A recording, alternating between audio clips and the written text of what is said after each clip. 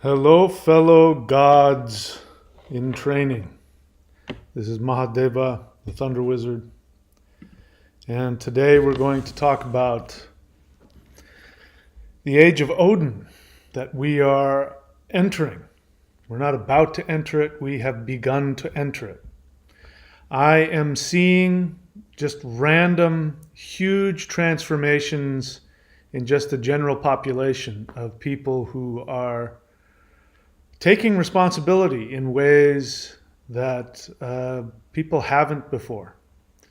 And a lot of people are really becoming aware of their power and their options. So today what I want to talk to you about is the path of becoming Odin. As we enter the Age of Odin, and what does that mean? So first we need to talk about who Odin is. By the way, if you're new to the channel, first thing you need to do is subscribe, hit the bell button so that you can be notified whenever I upload a video or go live. And of course also give me all kinds of good thumbs up. And all of these links are here for you to check out. So check them out. We'll talk about them as time goes on. So Odin is, I think, the best representation of the destiny of the race of human beings. And we are on that path. We are in, right now, a crucible, and the fire is lit underneath us, and we are transforming. And Odin is a great god to be looking at in terms of this, because Odin is a deity of transformation. But not only is he a deity of transformation, he is a representation of the transformation of human beings. And we are entering in this phase of transformation right now. We're in it. So let's talk about who Odin really was. So I have come to an understanding of Odin. I haven't heard anybody else mention it, but I got this from reading the ancient mythology about Odin. And I've talked about this in other videos, so I won't quote it now, but bottom line is that, you know, people get confused as to whether Odin was always a deity. And a lot of people think that Odin was a human being. That has partly to do because in the Middle Ages, every king used to use deities and say they were descended from deities and have genealogies and that kind of thing. So a lot of people say that, oh, Odin was a real person, and they're going off of some king who claimed to have been descended from Odin, etc., etc. That's not what I'm talking about. I'm talking about the path that Odin took to transform himself into not only a deity, but to be the head of all of the deities in the Norse pantheon. And more than that, he was the only deity that had access to all of the 9 worlds. On his horse named Slipper, because he would slip through the cracks of the 9 worlds, Sleipnir. Slipper was an 8-legged horse, which represents the eight worlds connected to the 9th. So the 9 worlds are the legs of Odin's horse with Odin sitting on top of it. That creates the 9 worlds. And so Odin is the only deity who can safely go to all of the 9 worlds and retain his awareness. And in terms of the 8 directions, he is the guardian of the northern direction. And the northern direction is the first of the worlds that comes into being. The first world that comes into being is the north, and the north is filled with mist. It's called the mist world. Mist represents potential. And so if you were to go with your physical body into the mist world in the north, you would come apart, because that in that world there is no defined manifestation of anything. It is pure potential. So it's not emptiness, meaning there's nothing there. It is full of infinity, but it hasn't defined itself yet. So in one sense, we could say it's the most powerful of the worlds. And Odin is the guardian to that. So if you wanted to take a shamanic journey into the world of the north, you would be best served by going to Odin and asking him to be your guide, because that way he would preserve your individuality. And that is what makes him have the ability to go there, because of all of the beings in the universe, he is the being who has been completely destroyed and yet held on to his identity. And he's just like in this right here, this is a good example, being completely torn to shreds, wiped out into nothing, and then bringing himself back into manifestation. And yet, in this state, being able to go everywhere and do anything. This is Odin. Odin's name is Woden. Wod means the bliss, but it's a shamanic ecstatic bliss, which to us looks like craziness, looks like rage. But he is in such an ecstatic state of bliss that he is filled with this power of Wod. The last part of his name, En, means consisting of. Woden. So some people say they misinterpret it to mean the master of Wod, and that's not what it means. It means consisting, like a wooden door or a golden coin. Something consists of that. A golden coin consists of gold.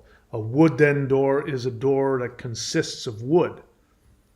Woden is he who consists entirely of shamanic ecstasy. And shamanic ecstasy is when you die to yourself and you become everything. That's how shamans can channel, because they give up their identity to the infinity of the universe. And this brings us to what is really important here. So I want you to imagine, people used to say that we only use 10% of our brain. And imagine if we used 100% of our brain. But imagine if you, as a human, only used 1% of your potential. And there's 99% that is something that we don't normally access, but we can. The difference between human beings and chimpanzees is 1% DNA. 1%. So that's the only difference. To have the mentality of a chimpanzee or to have the ability to create spaceships that go to the moon. 1%. And we're not even talking about spiritual power. We're just talking about the ability to, use your hands and put things together. 1% difference. So the human being is Woden. And Woden is he who consists of shamanic ecstasy, the infinity of the universe. That's what makes him Woden. So let me give you the history of Odin as I understand him, based on my reading of the mythology. So Odin is not a human. Odin, based on this one particular verse, which I've shared about many other times, this one particular verse in, I forget the name of the particular myth, but in one particular verse, it talks of Odin as though he's a dwarf. So what is a dwarf? Well, dwarves are human-like beings that are created by the gods out of the raw material, the raw energy of the universe. So this is the mythology right now. The mythology is that the gods, the celestial deities, took the raw energy of the universe, and from that raw energy of the universe created human-like beings. And these human-like beings, called the dwarves, had the ability to create magical items.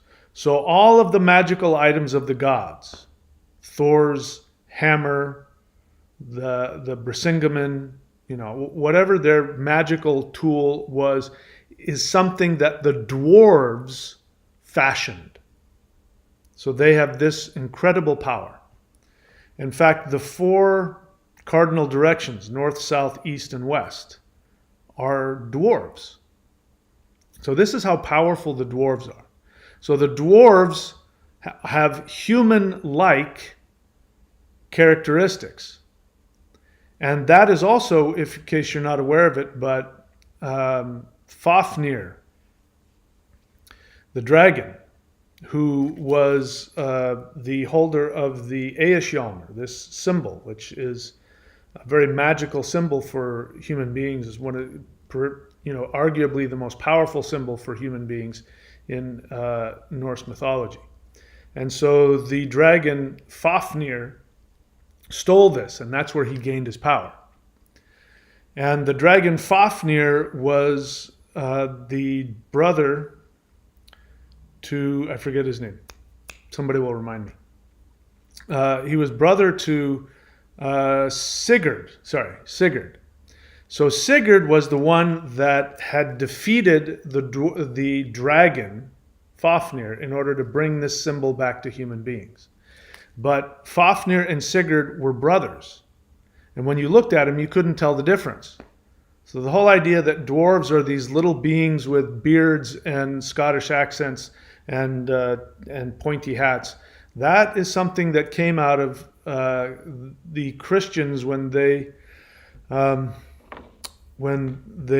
brought their religion to the northwestern indigenous people. They brought that and they turned the dwarves and the elves into diminutive little cute little things that live in trees and bake cookies. But these were very powerful beings, dwarves being very powerful beings. And so you can't tell the difference when you're looking at a dwarf and a human. You can't tell the difference. So what is it that makes the difference between a dwarf and a human? A dwarf and a man means the mind. So a human, a true man, is somebody who is operating and has awakened their mind. And the mind is the moon. The word for mind is the same for moon, as man means both mind and moon. And what does the moon do? The moon reflects the soul. The word soul, S-O-U-L, comes from Sawul, which is a word for the sun, which means that these are interchangeable meanings.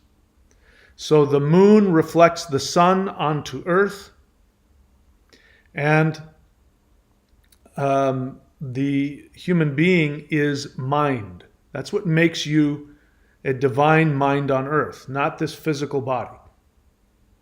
So Odin, according to that one verse, was in a long line, a train of dwarves.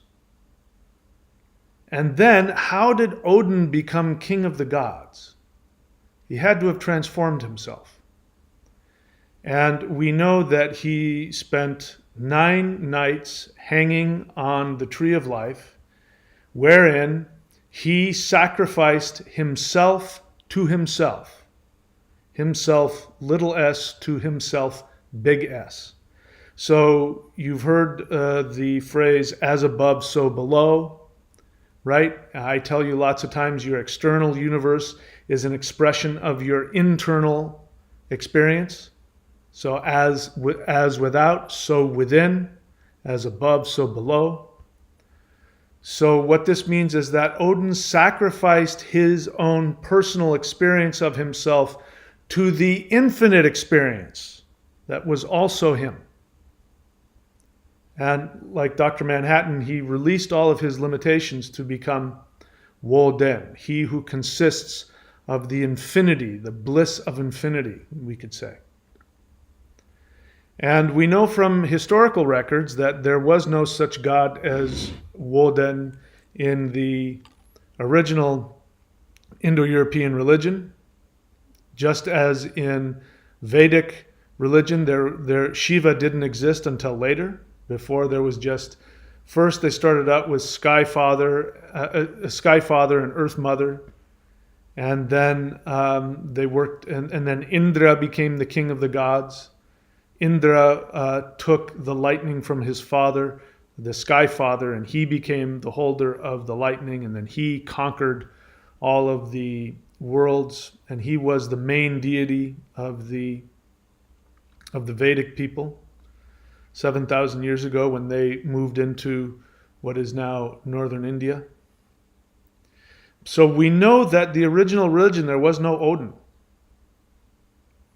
So Odin, if we go by this understanding that first there was Tiw, who was the Sky Father. Tiw is the Norse name, or the Anglo-Saxon name of Tyr, Tiw, and that is the original word, because Deus Pita, which is the Vedic, or the Latin Diu Piter, or the Greek Zeus comes from D, the root D, and it means sky.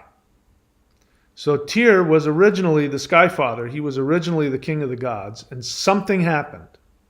Something happened in the mind of the Germanic people where Woden took over and became king of the gods. And I believe it's because of this idea of he represents transformation. This is one of the reasons why I think it's such a tragedy that our Western European ancestors did not take advantage of the opportunity that their religion gave to them. Because with the appearance of Woden as the king of the gods, it means that the Germanic people were on a track to accomplish and achieve spiritual self-awareness. And that their religion was heading towards a very similar track as the Hindu. Because the Hindu religion is the natural evolution of the Vedic religion. And now we think of India. In fact, India calls itself the most spiritual place on earth. And they have some reason to say that, because they are the only culture in the world, the only remaining culture in the world that has held on to its original Indo-European spiritual practices. Every other Indo-European culture on the planet has discarded their original spiritual practices for Abrahamic monotheism or communism. They've completely thrown it away. So they have some right to say that, the Hindus. And the Hindu religion is not associated with warfare or conquering or destroying. It is about self-awareness. And when you think of the stereotypical East Indian, you think of a spiritual person who goes deep within and meditates. And when we look at ancient artifacts from Northwestern Europe, we can see depictions of shamans in full lotus, which means that this idea of deep meditation being in full lotus is not something that magically appeared in India. It's something that the Indo-European people had, and it was a developing, evolving spiritual practice. So all this is leading up to helping you understand that you are not just a physical body. Your body is made up of multiple conduits that are designed for you to be a conduit of spiritual power, unlike any other living being on this planet. There is no other animal on this planet, no matter how intelligent, that has the power built within you to, number one, have a mind that reflects the soul. But you also have multiple ways of tapping into spiritual power. I keep showing this because this is really, I want this to be burning into your unconscious, that this is what you are. You are a soul inside of this physical body, but this physical body has within it technology, if you will. Of course, it's organic. It wasn't put there by anybody, but it's you have technology in you. I just put up a video a couple of days ago about this crazy possibility. If you've seen it, called the Wi-Fi challenge. I have no idea if it's true or not. I've gone out and tried it, and I didn't have any success seeing about it. You can go watch the video and find out. But there's this crazy belief that people who got the jabba dabba doo have turned into Wi-Fi. that you can track them on your Wi-Fi. Whether that's true or not, I don't know. But imagine if that were true in terms of an organic spiritual sense. That just by having a human physical body, you have the ability to be a conduit for immense spiritual power that is normally not part of this three-dimensional universe. We talk about 5G. I've got my phone here, and I look and I can see how many bars that I have on it to see if I'm getting all of the information flying around, right?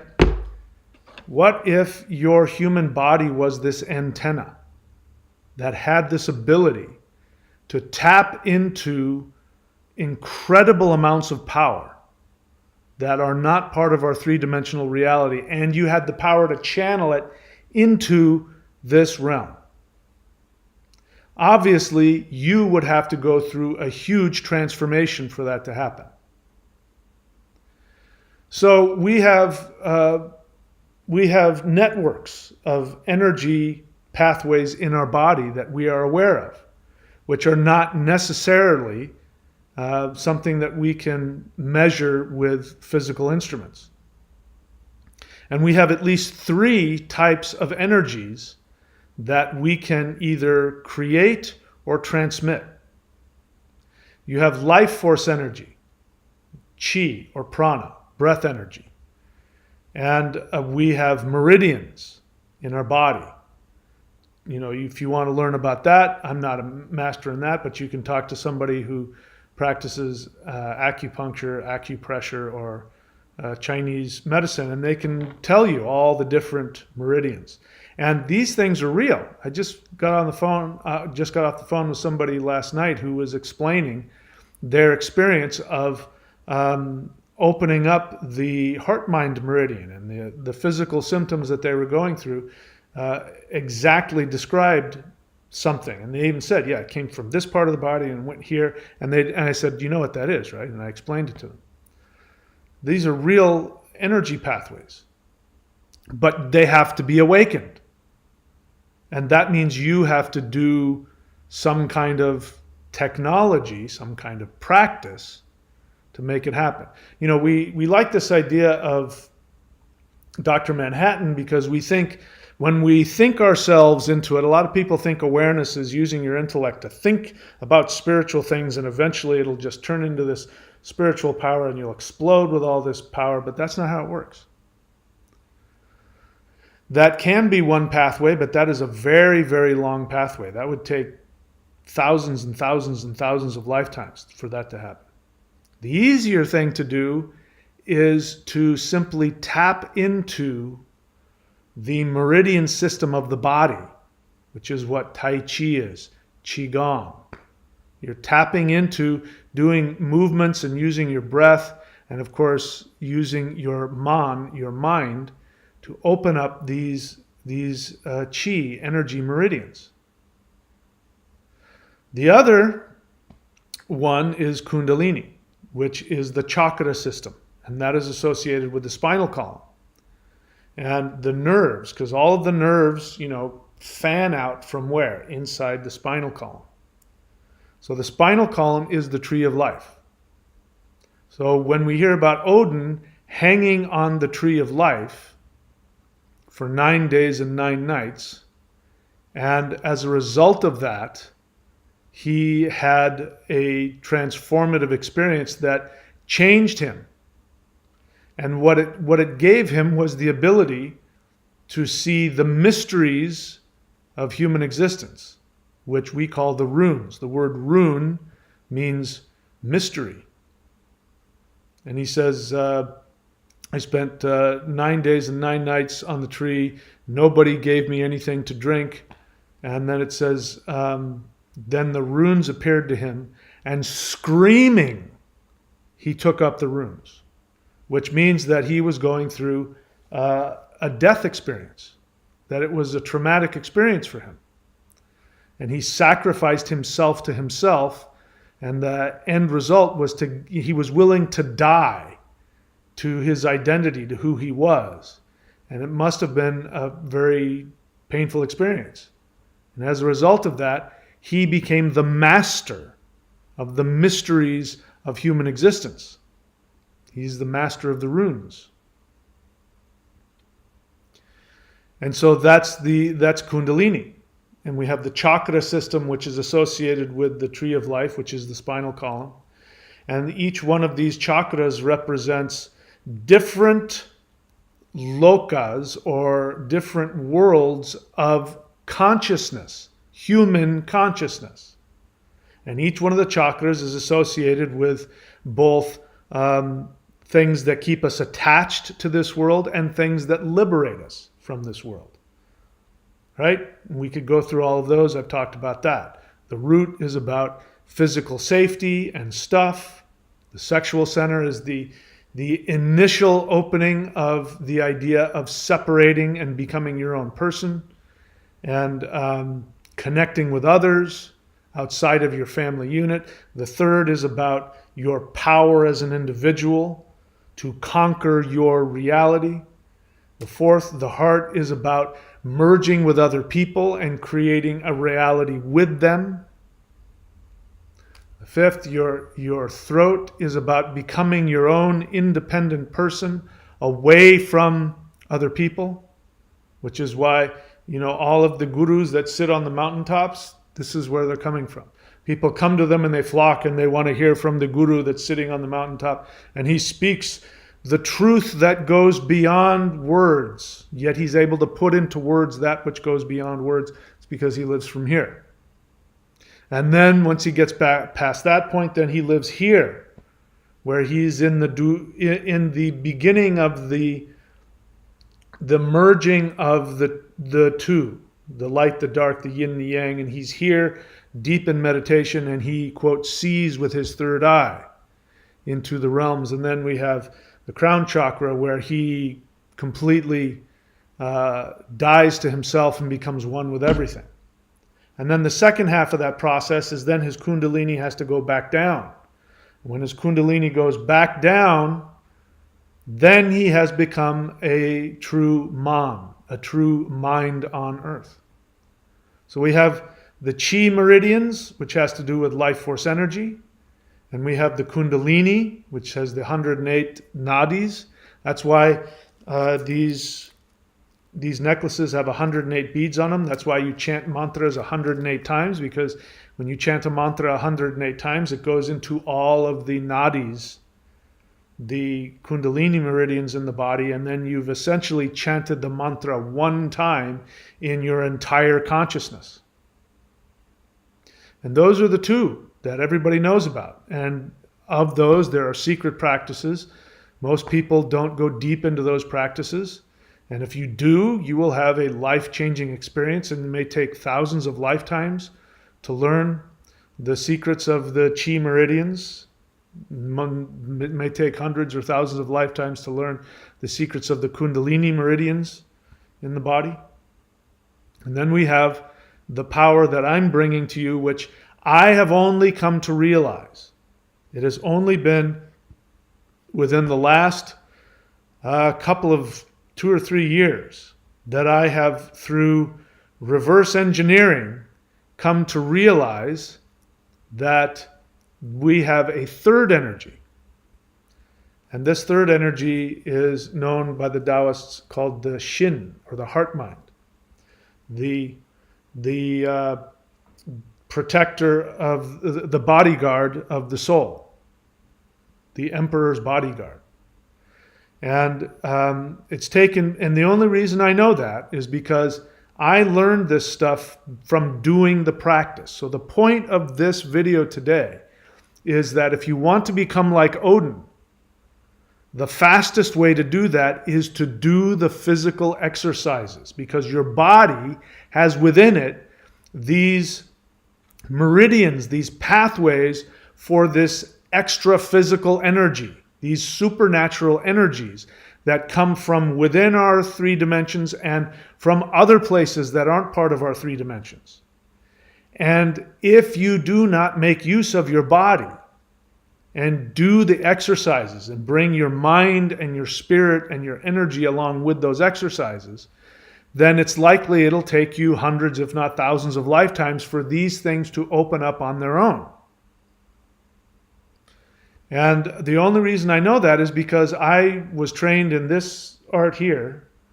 And even then, I only got a certain aspect of that art. I wasn't taught all of the deep stuff that, because this tradition, if I'm being honest with you, this tradition is gone.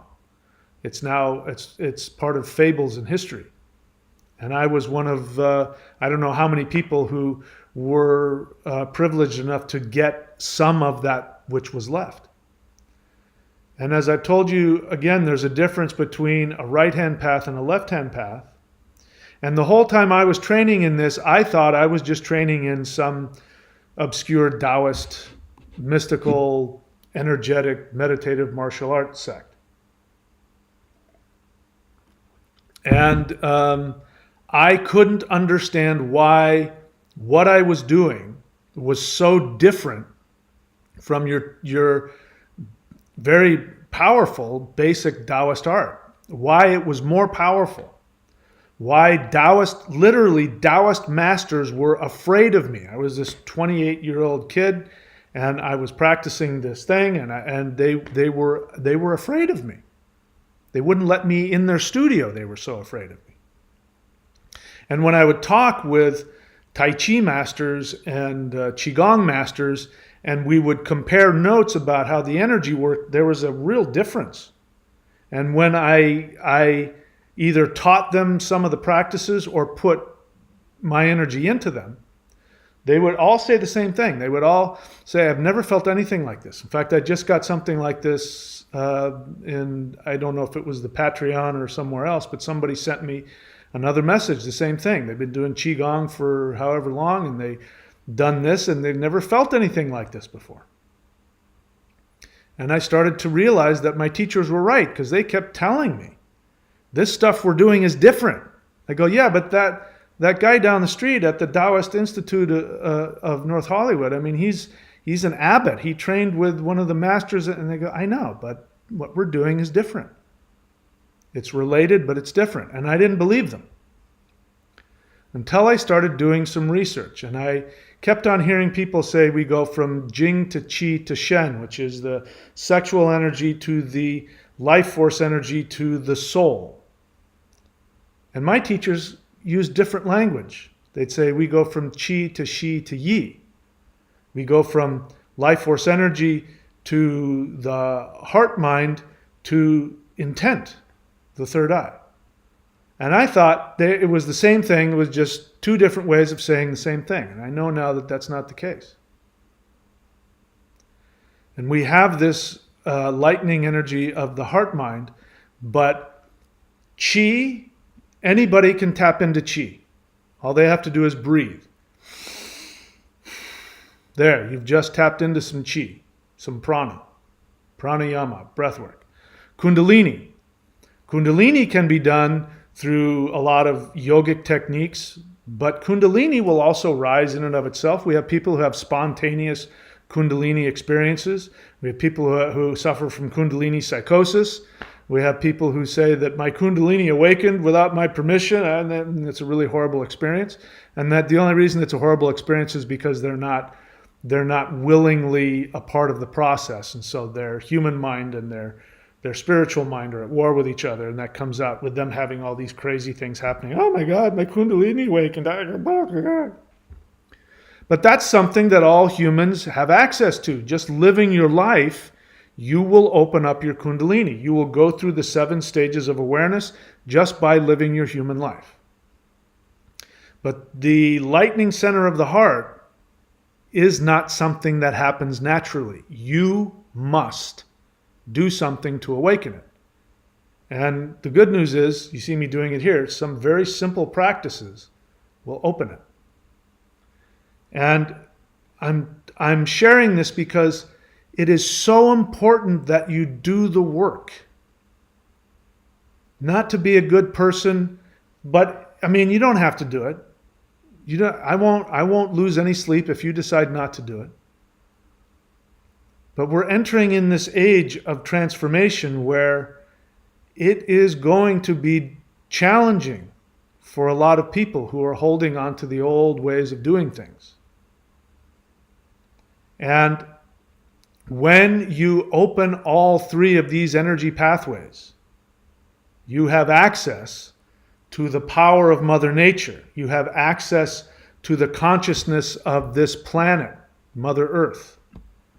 You have consciousness, the true shamanic awareness of being able to tap into the rocks, the trees, the sky, the sea, the air, the animals, the spirits, the earth spirits. This is something that can be accomplished through working with chi, life force energy. If you want to achieve the essence of the Swami, which is in the yogic tradition, somebody who has mastered the self.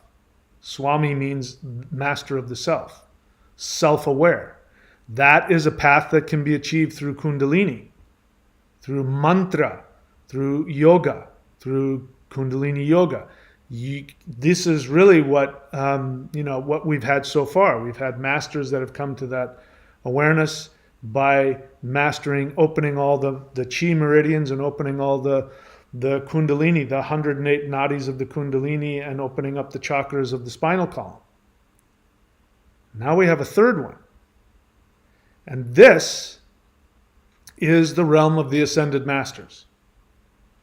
So the first person to create this path, which is, by the way, this is a mountain. This is Mao Mountain. These 2 brothers named the Mao brothers. They named the mountain after them because they were practitioners who were seeking the Tao. And this was the first mountain from which all of the other Taoist mountains came from. Before that there was the Celestial Immortals, and that was one before. But in terms of all of the Taoist mountains that you see around China, and especially when all of these mountains had actual Taoists living on them, this was the first. And they learned everything they learned from these guys. But if you go to any of those mountains, you will only find men. Women were not allowed, which is very ironic because the first person to start this was a woman. And she started it because she was receiving spiritual visitations from celestial masters. And this whole practice is based on summoning, communicating, and channeling these celestial masters. And so the stuff that you see me doing is not stuff that any human has made up. As opposed to, say, I'm assuming things like Tai Chi or some other Kung Fu, Shaolin Kung Fu. These are things that humans have made up. In fact, they say the guy who created Tai Chi, well, at least one of the stories is he created it by looking at insects. And by watching insects, he then created Tai Chi. Whether that's true or not, I don't know. These practices came from people channeling the ascended masters. And in some cases, they take over their body and they make you go through certain movements, and then it opens up all kinds of energy within you. The Mao Shan that's the place, the name of the mountain, but the original name of the sect was called Shangqing, which means the realm of ultimate purity, which was thought to be a realm higher than the highest heavens. It was a energy above that. And every single person whom I've worked with who was a typical Taoist, by typical, you're the Taoism that's out there, Qigong, Tai Chi, all that kind of stuff. Bagua, Xingyi, they come back, and I teach them one thing, which is why I have taught you guys one thing for free, which is the summoning the immortals practice. That taps into this Shangqing energy. And every single person who has done these things that I've taught them, who was masters in this other stuff, have come back every single time and said, I've never felt anything like this before. I had one guy who sought me out years ago. This had to have been, I'm going to say, 12 years ago, something like that. And he sought me out because I had one little vague, tiny little page on the internet. And I was trying to hide it because I wasn't allowed to talk about this openly. And he found my page and he contacted me and he says, I want to train with you. And I said, why? And he said, well, I've been training in, and he named all of these internal martial arts and all of these meditative practices and all of, and he, very high level Taoist stuff. And he said, there's something missing. I can feel that there's something missing. And he came and trained with me, and within the first couple of days, he said, this is it. This is what I've been waiting for. This is what I've been looking for my whole life.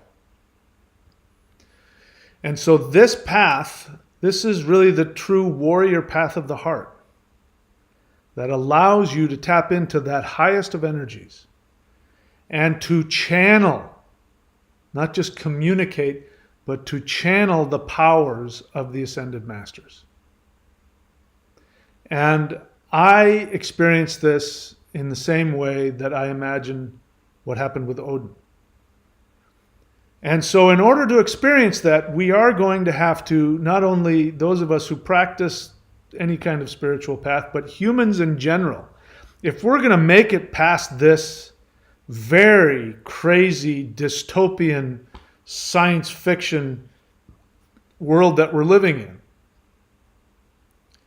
we are going to have to completely let go of our human limitations. And we are living in a very interesting time where we have very powerful forces, very powerful human forces who are seeking to isolate us from our spiritual selves and to control every aspect, not just of our physical lives, but our emotional lives. And we are going to have to get rid of that limitation. We're going to have to go beyond that. I've made videos recently about, it's not about the two-party system, and it's not this person, there's that person. Both of it needs to go. But it doesn't mean that we do something. It doesn't mean that we launch any physical war or do any kind of anything like that. It's that we change inside. And we let go of those limitations, and we become only identified with infinity as we walk through this world. This is the path of Odin. So, if you would like to be part of, I could be wrong, to my knowledge, I'm the only person that's teaching this triune energy system of Qigong, Kundalini Yoga, and Mantra, and the lightning center of the heart. I don't think there's anybody out there doing all three of these things. If you want to be a part of that, if you want to be a true spiritual warrior where your fight isn't against human beings or even against spiritual entities, but against the limitations of our previous human mold. If you want to be a warrior that fights against that, I invite you to do any of the Mao Shan practices that I have available, which if you look on my channel, you'll see that I've given some. If you look in the Qigong folder, if you look in my playlist, you'll see the Awakening the Immortals Qigong, which you can do for free. If you want to follow the course where I have laid out, because I've been doing this for so long, I've been reverse engineering all this stuff, and I created a path specifically for people who are coming to me saying, I don't know anything about this, I've never done anything before, I need to start from scratch, and this is where the Warrior 90-Day Lightning Qigong came from. And I don't even know how many levels we're at, 3 or 4 levels at this point.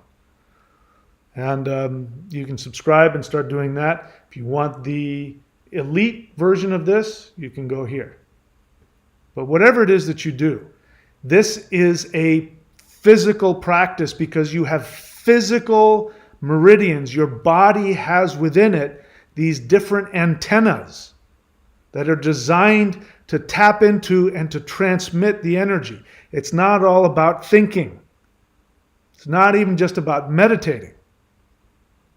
You have to use your physical body, this antenna. You have to know, I mean, back in the days, those of you who lived back in the 70s and the 80s when, you had rabbit ears, right? And if you turned on the TV, you had to adjust the rabbit ears. Otherwise, you couldn't get a good picture. You have to adjust these meridians, and you do that through physical movement and breath.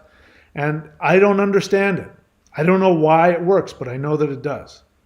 I just know that if you put your hand here and you do this and you move like this and you breathe like this, all of a sudden all these things start flipping, these switches start flipping on, and you start having all of this energy flow through your body, and you start to have all these awarenesses, and you have your own Dr. Manhattan experience. And we haven't even scratched the surface of where this thing can go. I'm being honest with you, I personally choose to dumb down my practices so that I can function in three-dimensional life and have a business and interact with people. This stuff, if I practice this stuff, to the extent that I did, 25 years ago, I don't even know where I would be. I don't know where I'd be living or how I'd be living, but I would be so uninterested in any of this stuff. And so, maybe I'll get back to that someday. But before I do, I want to empower people. I want to be able, when I leave this world, if and when that ever happens, I'm obviously I'm going to die someday. But when I leave this world, I want to know that I have handed a system to people and that they have taken it and they are successfully improving on it. And the human race is improving as a result. That's my greatest desire. That's really the only thing that keeps me here, is that desire to share this and have people do it and practice it and change. So, let's all become like Odin. All right. I'm happy to take questions if there are any. And if you have a question, write the word question in all caps so that I can see it. Otherwise, I might miss your question. If you have an honest feeling, please write that, because staying conscious of your feelings puts you in a place of plasticity where the universe can interact with you. I love that everybody has opinions. I'm not interested in them. You have your own websites. You can share your opinions on your own websites. All right, let's take a look here.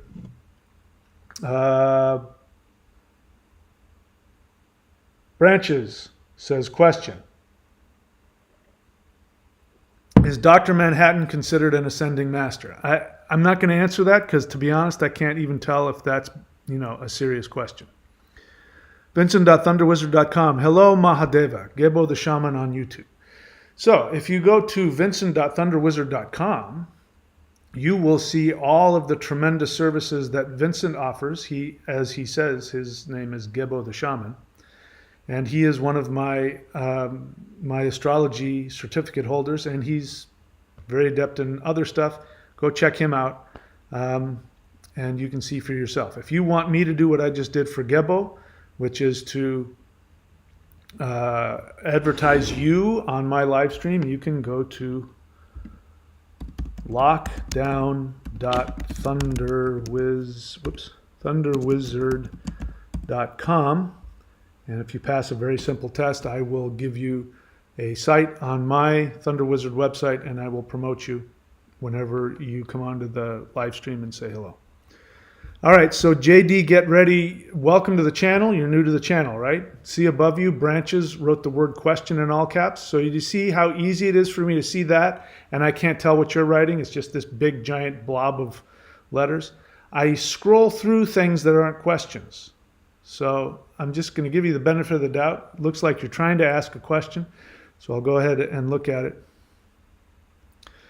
You're asking me questions I'm not interested in. So the one thing that will make me want to elucidate and get excited about your question is if you ask me questions about what I'm teaching. So when you walk into somebody else's classroom on a campus, you don't start asking questions about some other class that's, you have to read the material, know what the class is about. You're asking me stuff about politics and Native Americans. What does that have to do with what I just talked about? Do you think now that Native Americans are going to be more seen on the political stage? How do I know that? That there's still hope for the spirituality to come back into full swing? What are you talking about? I have to tell you, you don't understand it. I think that you're probably sincerely connected to what you're talking about. You probably think what you're talking about actually means something, but you just disparaged everything that I just talked about. I talked about two very powerful traditions that exist, that I'm practicing and teaching. And you're asking me about some other practice I'm not trained in, and you're distracting us. So stay in this class. If you don't know what it is that I'm teaching, sit back in the class and listen so that you have something pertinent to ask. I'm not going to answer that question because it has nothing to do with what I'm talking about, nor is it anything I'm interested in. I don't care about politics. And I don't accept your assumption that any spirituality is gone and needs to come back. So I don't agree with you. All right. So again, right. So, all right. So anyway, let's keep moving on. I don't know who this is. That looks like a face. Can you speak on these evil forces in the world? Why? How is that going to help you? Why don't you focus? That's like a starving man asking somebody else, let's talk about the symptoms of starvation. How does that help you? Why don't you, instead of talking about it, go get some food? That's what I'm doing here. I'm giving you practices that will empower you. I'm not interested in somebody who's choosing not to eat and listening to them complain about starving. Creative Virgo, honest feeling, Mahadeva, I am thrilled to have explored tension myositis syndrome, and I am moving with much less pain. I can soon resume practices. Why did you have to stop? You don't have to. Why did you have to stop? I'm assuming because you had some somaticized emotional pain, right? So Creative Virgo, I'm hoping that you've done the 4 things. If you do the 4 things, you will also get rid of your somaticized physical pain. She knows what I'm talking about. But congratulations that you're moving in the right direction, and that in case anybody doesn't know what I'm talking about, you can go Google tension myositis syndrome, which is a really fancy way of saying emotional pain that gets lodged in the physical body, which means that if you deal with the emotions, the pain will also leave. Agent of the Universe, honest feeling. When I do the thunder standing posture, I feel lightheaded and buzz. Also, I feel my arms trembling. I took your advice also to put my emotions into the practices. Very good. So, congratulations for that. So, do you now see the huge difference between what you're saying today and what you said last time on the live stream? I'm pointing that out to you because how powerful it is. You know, our minds can get in there and fill us with all kinds of ridiculous nonsense. And in your case, telling you something that wasn't accurate. Now, I don't know, you said that, the practices hadn't met your expectations. I don't know what your expectations were. But based on what you just described, you're describing a very powerful experience. And the thunder posture, which, by the way, everybody can learn up here at the Warrior 90-Day Lightning Qigong. The thunder posture is a very sacred, powerful way of opening up the heart mind. They call it the thunder posture for a good reason, because it connects you directly to the depths of the ether element, which is where lightning comes from. Lightning comes from ether.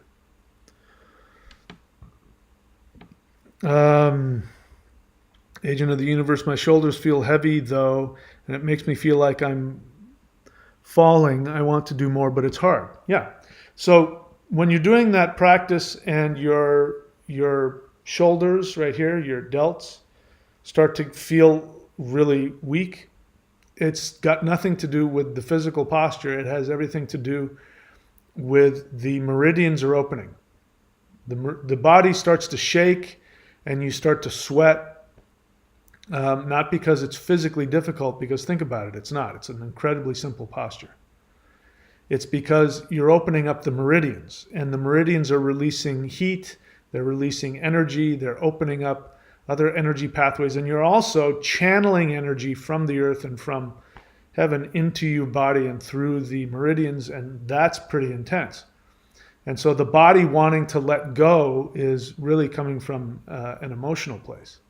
When you work through those emotions, not only do your meridians open up and you can handle the energy more, but it's the mind. So this is the mind right here. When the shoulders, people can't hold their arms up because their shoulders start to buckle under just holding your arm up. That's really the mind. So your intellect is holding on. And so when the intellect finally lets go, then you'll be able to hold that posture longer. In India, there are guys who do this. They just hold their arm up like this, 24 hours a day, 7 days a week for years at a time. And they're doing it for simple reasons like that.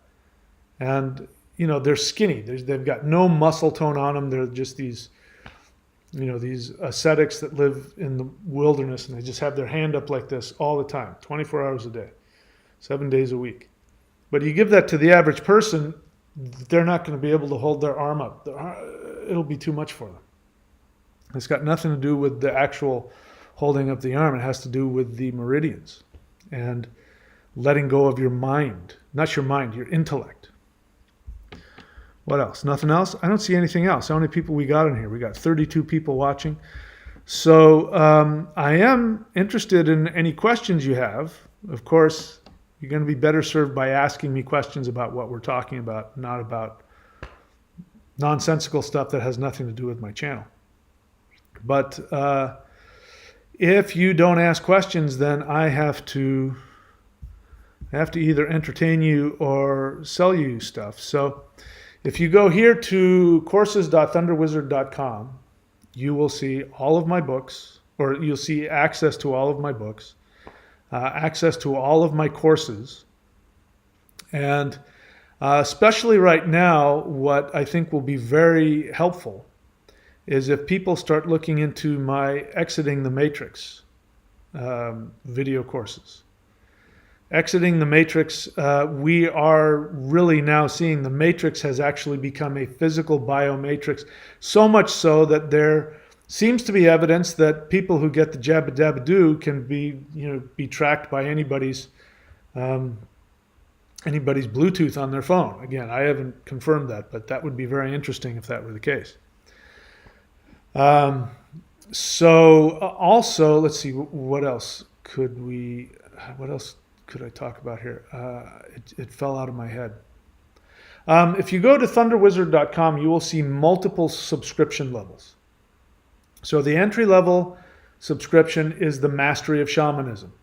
And I don't even know how many hundreds of hours of intense video training in energy work, ritual, mantra, the 9 worlds, mythology, runes, all that kind of stuff. Stuff I can't even begin to scratch the surface. You won't get through that stuff in a year, I don't think. That's at the entry level. That's the lowest level of subscription. Above that is the Manifestation Mastery course, and that's where we really get into the nuts and bolts about this matrix. Now, what you need to know about this matrix that we live in, we do live in a matrix. It is an illusion. It's not a computer program, but it's very much like a virtual reality program. And so most people, almost every single human gets here and has this experience that they are this little tiny being in this huge universe and things happen to them. And that's why people talk about all of the horrible things that happen to them, and we need to do this and we need to do that, and how horrible they are. And they are pretty horrible. But you are living in a conscious program, a conscious web of a matrix that responds to your actions and to your beliefs. Not so much your thoughts and your feelings, but your beliefs, which dictate your actions, your assumptions, which dictate your beliefs, which dictate your actions. And if you know what actions to take to flip the switches of this three-dimensional matrix so that it serves you and you are its master, then you no longer have to run around thinking of yourself as this little thing in this giant universe where things happen to you. You get to be the God in the machine that tells the matrix what to do. And we talk about that in the Manifestation Mastery course.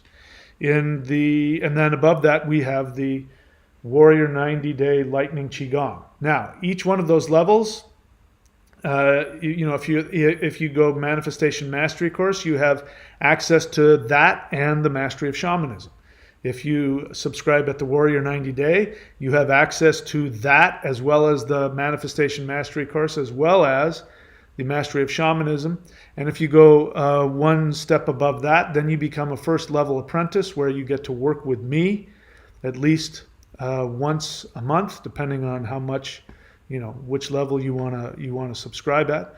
And then we can talk by Skype once a month or twice a month, depending on your subscription level. And that's where I really get the opportunity to transform you, to really help you, you transform yourself.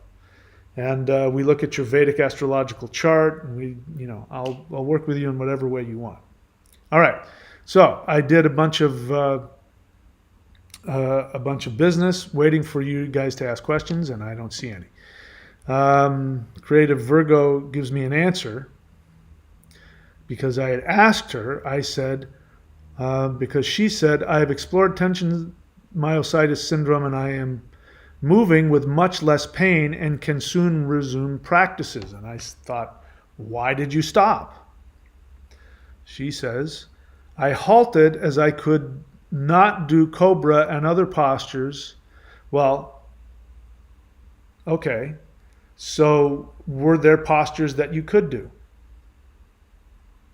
The idea is not to let your unconscious mind stop you, because that's what happened. Now you know that tension myositis syndrome, that chronic pain, is a result of your unconscious resistance to you going through the Odin process and letting go. Letting go of your identity, letting go of your wounds, letting go of your self-sabotage, which we all are strongly attached to. Letting go of all of those attachments is a very stressful thing, and the unconscious mind thinks it's protecting you by keeping you in that. And so when you start doing things to go beyond that old pattern of who you were. Your unconscious mind shuts off blood flow to nerves and muscle tissue, and you experience it as chronic pain. And you say, oh, I can't do this and I can't do that. And don't get me wrong, it's very painful. When I was married 10 years ago, my left knee was the size of a grapefruit because I was in so much pain. I was so uncomfortable and I was so upset, and this was all in my unconscious mind. I was furious that I was living such a horrible life. I was not living my true path at all. And it ended up showing up in my body. I couldn't move my neck. I had tendonitis so bad I couldn't pick up a gallon jug of water. And now I'm in the gym. I go in the gym and I kid you not, I'm almost 60 years old. I go in the gym and I lift heavy, and there are people in there that go, it happened again at the gym. I went and did my thing, and some guy went, wow, that's a lot. And I don't even know if they know how old I am. But at this age, you're not supposed to be able to be doing that. That's because I'm no longer, they told me 10 years ago that I was never going to be able to lift weights again. I was never going to be able to do martial arts. I was never going to be able to do this. I was going to have to take pain meds for the rest of my life. They were trying to tell me that I was never going to be healthy again. And I refused. I said, I refuse to be unhealthy. I refuse. I already knew about tension myositis syndrome, but I changed my life. I started doing the things that I want to do, and eventually all the pain left. It tries to come back every now and then, and that lets me know that I'm not facing something within myself, that I've got some kind of unconscious conflict, and I have to let go of that. So, Creative Virgo, congratulations. You're coming to that realization that all of this is because of you. But one of the things you don't have to do is you don't have to stop. For instance, like when I started surfing again 10 years ago, and I had all this stuff going on, one of the things I had is that I had this neck thing. And my neck would lock up, and my neck would be in a lot of pain. I was afraid to turn my head, because if I turned my head too fast, my neck would lock up. And of course, I thought that was just because I was getting old. That was 10 years ago. And when I realized that it was TMS, and I was doing the thing I loved the most, which was surfing, sometimes I'd wake up and my neck would start to do this thing, and I'd say, no, I'm not listening to you. And I'd go out in the water, and you have to paddle because, waves are coming, and if you don't get over the waves, they're, push you underneath and you'll drown, or at least it feels that way. And so I started paddling, and my neck said, all right, I give up, and no pain. You get blood flow in there, and all of that pain goes away because, it's just nonsense. So in TMS, they don't recommend that you stop doing things.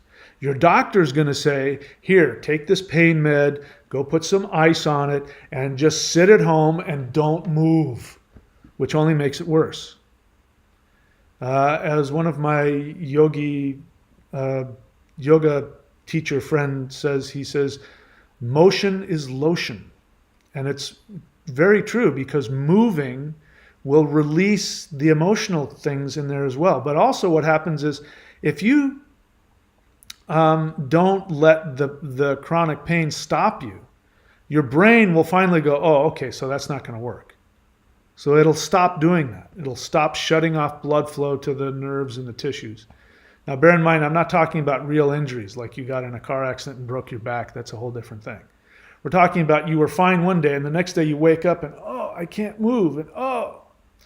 So it might have been painful for you to do Cobra, but I'll bet you if you were really, eased into it and really breathed through it and dealt with your feelings, if you do a whole practice, you'll find at the end you feel better.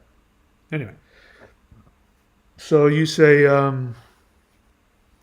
I held as I could not do Cobra and other postures, thus too frustrated to continue. And that was the point of your unconscious mind, to get you frustrated. The whole point was to get you to stop. And it's interesting that you didn't say to yourself, okay, I'm not so comfortable with that, but what are the ones that I can do? And there's no shortage of practices that I teach that are extremely low impact. Doing the waterfall meditation, Do that all day. That's very low impact. Do the Sifu hands. There was no shortage of things that you could have done to get the energy flowing. So you let your unconscious mind talk you out of it. Good news is you now see more clearly. Just sharing with you about TMS has helped you to realize that you don't have to let your unconscious mind stop you. All right, Warhammer. Question. I am cursed for carrying a Black Madonna picture since I was 5 years old. Don't shove assumptions down my throat. I don't know that. Why are you shoving that down my throat? You're better off saying you think that's what's going on. There's no such thing as curses. What you're talking about is you have this physical item that your unconscious mind uses to limit you. How long have you been on my channel? And are you doing the practices? Because what you just said is not something that happens when you do these practices. You start to let go of that nonsense. So first off, don't shove that crap down my throat. You say, I am cursed for carrying a Black Madonna picture. I don't know what that means. Is that Madonna in blackface? What is that? I don't know what that is. Why is that bad? Have you seen pictures of Kali? Since I was 5 years old, can I just toss the picture or burn it? Will it come back at me and hurt me? Or am I brainwashing thinking this? I've seen your name, Warhammer. How long have you been on my channel? What do you think I would say to that? What do I say about any kind of victim mentality or fear-based anything? So I'm not even going to answer that because you already know how I'm going to answer. In fact, you're asking my permission to do something. Why do you need my permission to do something that you obviously want to do? It's the symbolism behind that. It means something to you and you want to change that. However you want to choose to do it, you go right ahead. Whatever you think you need to do to empower yourself. You don't need my permission. I don't know, like I said, I could turn that into something else altogether, but I don't know what it means to you. So you have my permission, if you need it, to do whatever the heck you need to do to get rid of any excuse that you now currently have that gives you this nonsense belief that you are cursed. And my next question is, why aren't you doing more of the practices so that you aren't thinking like that? What practices are you doing? Are you subscribed to this? Are you doing the Summoning the Immortals Qigong? That's what you need to be focusing on. Creative Virgo 12, question. If there's no law of attraction, then what is the result of finding what I seek manifest? So the assumption behind your question is that if the law of attraction doesn't work, then how can you find what you're manifesting? So let's talk about the law of attraction. So what does the law of attraction state? The law of attraction states that there's this law of vibration, and that the level that you vibrate at, you attract the other vibrations. And it's, people say, basically to tell you to sit on your ass and change the way that you feel and change what you think, and then magically you'll be sitting on your couch thinking about Prince Charming, and magically he will come knocking on the door. And you'll open the door and he'll say, I'm here, I'm Prince Charming. You've been imagining me and my vibration was drawn to you and I was attracted to you and here I am. Or you want money, so you sit on your ass and you go, I want money, I'm rich, and you build up emotions to make yourself hit that vibration. Because you can only do that if you're happy, right? You have to have positive feelings about money. And if you don't have positive feelings, like you're afraid or you don't have enough, then that's going to push money away because you're not in a good mood. But if you make yourself in a happy mood and you think money is good and I'm happy and I love money, then money will start shoving itself underneath your doors. It'll start, your windows will burst open as piles of money come flying in and attract themselves to you because now you've magnetized yourself to money. That's the law of attraction. So let's take a look at who else uses the law of attraction. Narcissists use the law of attraction. Because narcissists tell you that you have to be happy all the time. If you have narcissistic parents and you go and cry in front of your narcissistic parents, they're going to slap you and say, "Stop crying." If you go to your mom and you say, "Mom, I'm feeling angry with you," Mom will slap you across the face and say, "How dare you talk to me like that? I'm your mother." That you better turn that frown upside down, mister, or I'll give you something to cry about. That's the law of attraction. And that's why the people who are most connected and most interested in the law of attraction are people who grew up in narcissistic homes. These are places where you weren't allowed to have your feelings. That's why when you hear somebody say, "No, it's not about what you do, it's about how you feel. So focus on feeling happy and happy things will come to you." It's because you weren't allowed to have any feelings. And at the same time, you desperately want to have your feelings, but you don't want to have any negative feelings. So they buy into that and they say, don't have any negative feelings. If you have negative feelings associated with this or that or the other thing, then you will drive it away. It'll go away from you. It'll run away from you because you have a bad feeling.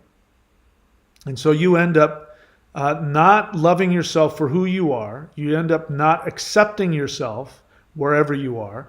You have to live up to a certain standard and you have to pretend to be something you're not because you're not good enough for money.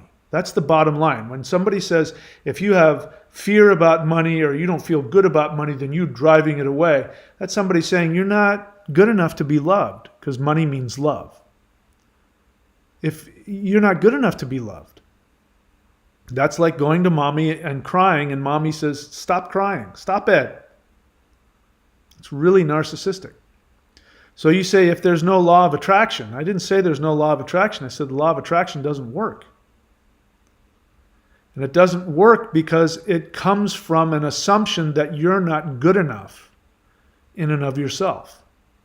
That you have to be different than what you are in order for these objects, because let's be clear, law of attraction is about attracting objects to you. Even if you're talking about attracting a love partner. Think about it. You're attracting a love partner. It's an object. You now objectified somebody and you're going to attract them to you. They don't have a life of their own. No, you're the center of the universe and you attract them like a magnet and then they give you what you want. And that comes from not loving yourself and objectifying yourself. So if there's no law of attraction, you ask, then what is the result of finding I seek manifest? I don't understand that question, but I think you're trying to ask, if there's no law of attraction, then how do I manifest what I want? It's real simple. You first have to know what you want. Most people don't. That's why in law of attraction seminars, you see people thinking about money, houses, cars, because the assumption is if I have enough money, I'll be able to be happy and then I'll be able to go do what I want. I can't do what I want now because I don't have enough money. People say this to me all the time when I take them through the how to find your perfect career. And we determine what it is they truly want to do, what their soul wants to do. And I say, oh, well, that's what you're supposed to do. I mean, they come up with it and they come up with what it is that they want. And it's always something very easily done. I give them the opportunity to come up with something completely unreasonable. And they always come up with something very, very human and very real and very reasonable. And then I say, well, then why aren't you doing that? And they say, oh, well, I can't afford it.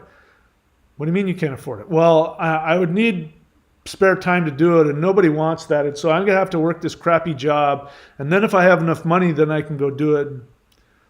So if there's no law of attraction, then how can you manifest what you want?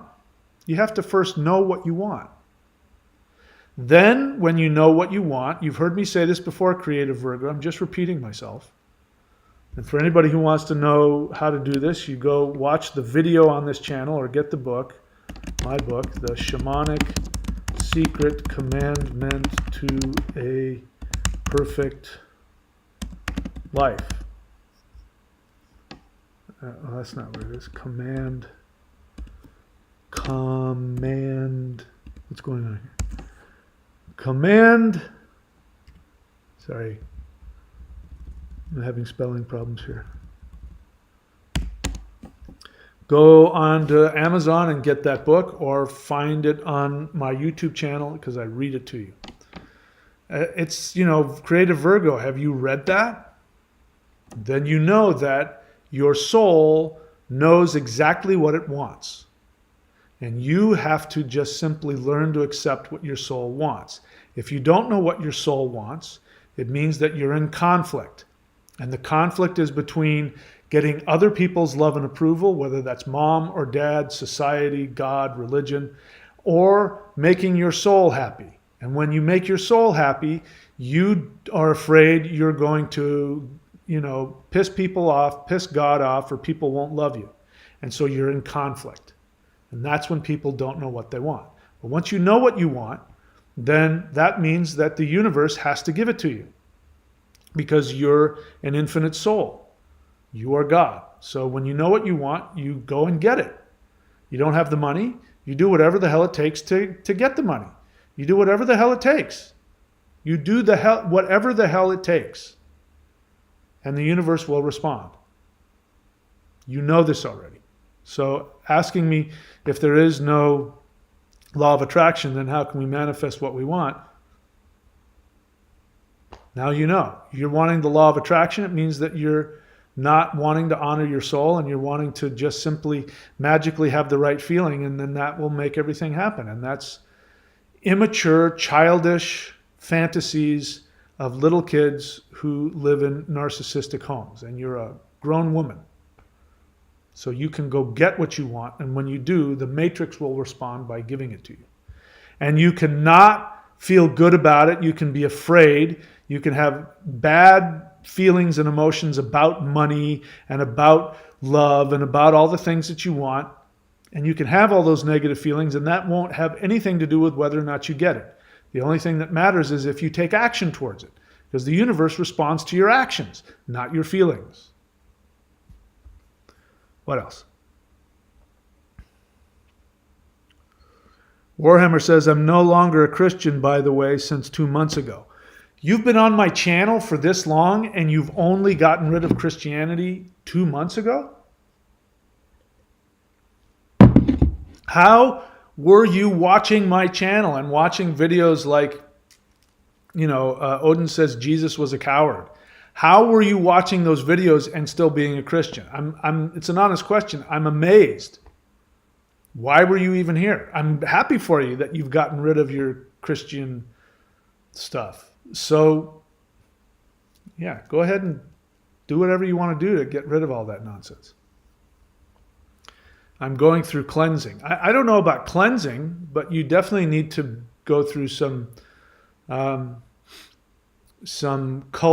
deprogramming. I know, because I went through it, and it was definitely a cult deprogramming, and it took years and years and years. So if you haven't already, go watch the video, Odin Says Jesus Was a Coward, those videos, and or get the book and read it so you can deprogram yourself. What else? She gives an example. So Creative Virgo, I only want 2 things, right? I want question and honest feeling. Now you're giving me answers and examples.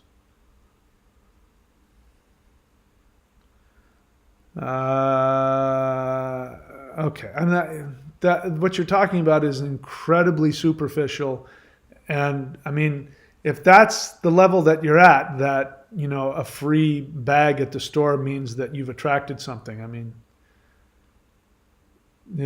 We're going much deeper than that. We're talking about having all of your deepest desires fulfilled. And I have a hard time believing that a thermos bag is really high on that list. But you can go a lot deeper than that if you want. Rune, honest feeling. I'm still young in my 20s, but I feel like I'm running out of time and getting old. I'm 58 years old. I have 17-inch arms.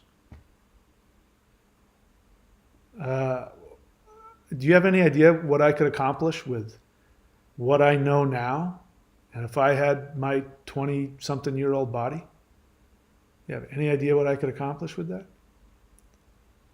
If you want to feel old, I can't stop you. It's an honest feeling. I can't talk you out of your feelings, but that's coming from somewhere else. And the idea that you're running out of time and getting old. I thought I was old when I was 39. I remember turning 39 and thinking that I was old. And then when I was 49, I thought I was old. I'm 58 and I'm not old. There are guys in there, my hero is a guy, I think he's 81 now. And he looks like me.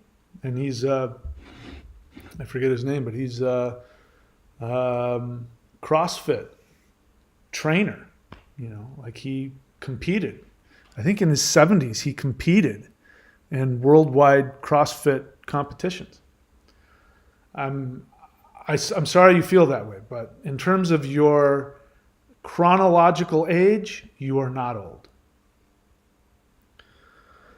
Scott Burbank, please write the word question in all caps, because take a look at your question next to others and what's the likelihood I'm going to see it. The whole point is for me to see it. Where can I get your Qigong DVDs? Well, the DVDs are no longer happening because the technology is changing and Amazon no longer makes them, so you can't. But you can get a streaming version if you want to go that route of my Celestial Qigong, which was the first set of DVDs that I put out. And so you can go to celestialqigong.com. I believe that's one of them. celestialqigong.com. If you want to get, I believe you have to go check it out, but I believe you can get the Celestial Qigong as well as a bunch of other stuff.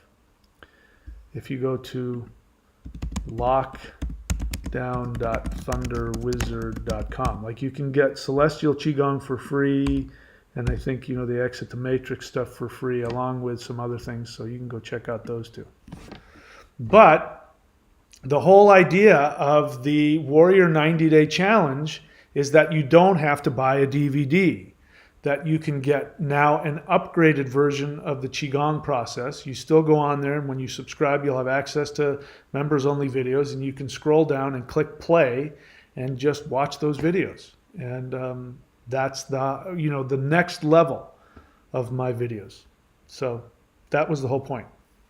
Because Amazon was shutting things down, and nobody uses DVDs anymore and all that stuff. So I created a way for people to have that without having to do all that, and that's what that's all about. Rue, an honest feeling, the lightning Qigong is the only thing that makes me feel at peace lately. I completely relate and understand. I have that same experience. Nothing else? Are we done with the questions? You guys don't have any more questions? Okay, so again, what is the point that I'm trying to make? I want you to focus on, if you're somebody that thinks that spirituality has something to do with what you think about, and if you go and watch a spiritual person talk, that will make you spiritual. If you go to, what did you just talk about? Law of attraction seminars where people talk to you about, have happy feelings and all of that, which is really trying to manipulate yourself into a mental and emotional state. If you've been taught that that's where you'll find your awareness, I'm here to tell you, you don't have to work that hard. There are very simple practices that you can do that I teach. And if you do those practices, that will kickstart a process where your body, the antenna that it is, will channel and transmit energies into your body and through your body, which your awareness, the yogis understand this. That's why they twist themselves into pretzels, is because they know that their body has the ability to release these feelings and these awarenesses and these energies. It's not up here in our head. That's what Christians gave us. That's a result of Christian religion. The Abrahamic monotheist religions got us stuck in our heads. You have to believe in Jesus. I mean, sounds like Law of attraction. You have to believe in Jesus and then you'll be saved. It has nothing to do with what you do. You can go out and be the worst, most destructive, self-destructive, destructive to other person that you want. And if you're a Catholic, you go and you just, go to confession and your sins are forgiven. If you're a Christian, I remember doing this when I was a born-again Christian, when I was in high school. And I was doing all kinds of, bad things. I was doing drugs and alcohol and having, sex with girls and things that you weren't supposed to do and that were sinful. And I was okay because every night as I was falling asleep, I would just ask Jesus to forgive me. And I thought I was spiritual because I did that. So I'm here to tell you that all of that morality and all that stuff is nonsense.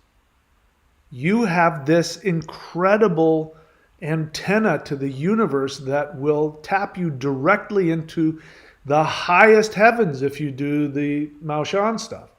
Now, that's going to bring up a lot of feelings and a lot of awarenesses and a lot of emotions. And like creative Virgo, you might have an unconscious response to it and it might be challenging.